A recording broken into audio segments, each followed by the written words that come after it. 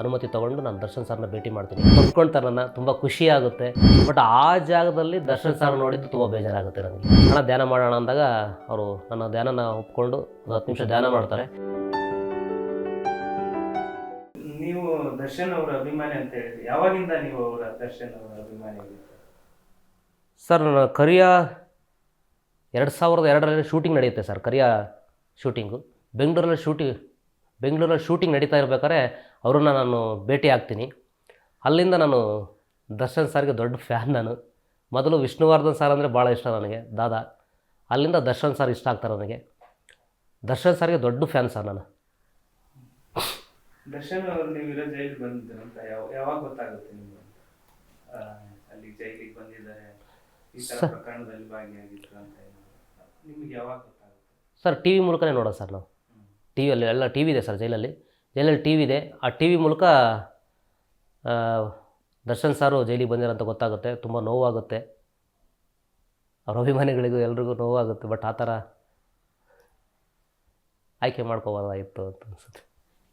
ಅಂದರೆ ಅದು ನೀವು ಕೂಡ ಚಿತ್ರದುರ್ಗದ ಮೂಲದವರು, ದರ್ಶನ್ ಅವರು ಈ ಒಂದು ಪ್ರಕರಣ ಕೂಡ ಆಗಿರ್ತಕ್ಕಂಥದ್ದು. ಅದು ಆ ಒಂದು ವ್ಯಕ್ತಿ ರೇಣುಕಾಸ್ವಾಮಿ ಅನ್ನೋರೇನು, ಅವರು ಕೂಡ ಚಿತ್ರದುರ್ಗ ಮೂಲದವರು. ಸೊ ಅವರೊಂದು ಕುಟುಂಬ ನೋಡಿದಾಗ ನೀವು ಒಬ್ಬರ ದರ್ಶನ್ ಅವರ ಅಭಿಮಾನಿಯಾಗಿ ಏನು ಹೇಳಕ್ಕೆ ಇಷ್ಟ? ಈ ಜೈಲಲ್ಲಿ ದರ್ಶನ್ ಅವ್ರನ್ನ ನೋಡಿದ್ದೀರಿ? ದರ್ಶನ್ ಸರ್ನ ಭೇಟಿ ಮಾಡ್ತೀನಿ 8ನೇ ತಾರೀಕು ಪರಪ್ಪನ ಅಗ್ರಹಾರದಲ್ಲಿ ಅಧಿಕಾರಿಗಳ ಅನುಮತಿ ತೊಗೊಂಡು ನಾನು ದರ್ಶನ್ ಸರ್ನ ಭೇಟಿ ಮಾಡ್ತೀನಿ. ಅಧಿಕಾರಿಗಳು ಹೇಳ್ತಾರೆ, ಯಾರೋ ನಿನ್ನ ಅಭಿಮಾನಿ ಅಂತಪ್ಪ, ಇವರು ಭೇಟಿ ಮಾಡೋಕ್ಕೆ ಬಂದಾರೆ, ನಿನ್ನ ನಾಳೆ ಬಿಡುಗಡೆ ಇತ್ತಂದು ಅಂತ ಅಂದಾಗ ಕಳಿಸ್ಕೊಡಿ ಅಂತಾರೆ ಅವರು. ಅವ್ರ ರೂಮಲ್ಲೇ ಅವ್ರನ್ನ ಹೋಗ್ಬಿಟ್ಟು ರೂಮ್ ಮುಂದೆನೇ ಅವ್ರಿಗೆ ಥ್ಯಾಂಕ್ಸ್ ಕೊಡ್ತಾರೆ. ಅವರೇ ಥ್ಯಾಂಕ್ಸ್ ಕೊಡ್ತಾರೆ. ನಾನು ಥ್ಯಾಂಕ್ಸ್ ತೊಗೊಳ್ತೀನಿ. ತಪ್ಕೊಳ್ತಾರೆ, ನನ್ನ ತುಂಬ ಖುಷಿ ಆಗುತ್ತೆ. ಬಟ್ ಆ ಜಾಗದಲ್ಲಿ ದರ್ಶನ್ ಸರ್ ನೋಡಿದ್ದು ತುಂಬ ಬೇಜಾರಾಗುತ್ತೆ ನನಗೆ, ಭಯಂಕರ ಬೇಜಾರಾಗುತ್ತೆ. ನಾವು ಏನೋ ಅಂದ್ಕೊಂಡು ಬಂದು, ನಾನು ಹೊರಗೆ ಬಂದ ತಕ್ಷಣ ದರ್ಶನ್ ಸರ್ನ ಭೇಟಿ ಮಾಡ್ಬೇಕು ಅಂದ್ಕೊಂಡೇ ಬಂದವು ನಾನು.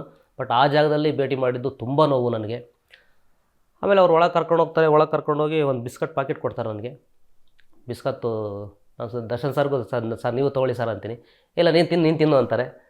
ದರ್ಶನ್ ಸರ್ ಹತ್ರ ಸ್ವಲ್ಪ ಹೊತ್ತು ಮಾತಾಡ್ತೀನಿ ನಾನು. ಆಮೇಲೆ ಅವ್ರ ಹತ್ರ ಮಾತಾಡ್ಬಿಟ್ಟು ನಾನು ಹೇಳ್ತೀನಿ, ಸರ್ ಆನಾಪಾನ ಸಾತಿ ಧ್ಯಾನ ಅಂತ, ಇದು ಭಗವಾನ್ ಬುದ್ಧ ದೇವರು ಪಿರಮಿಡ್ ಧ್ಯಾನ, ಅದು ದಯವಿಟ್ಟು ಮಾಡ್ತೀರಾ ಸರ್ ಅಂತ ನಾನು ರಿಕ್ವೆಸ್ಟ್ ಮಾಡ್ಕೊಳ್ತೀನಿ.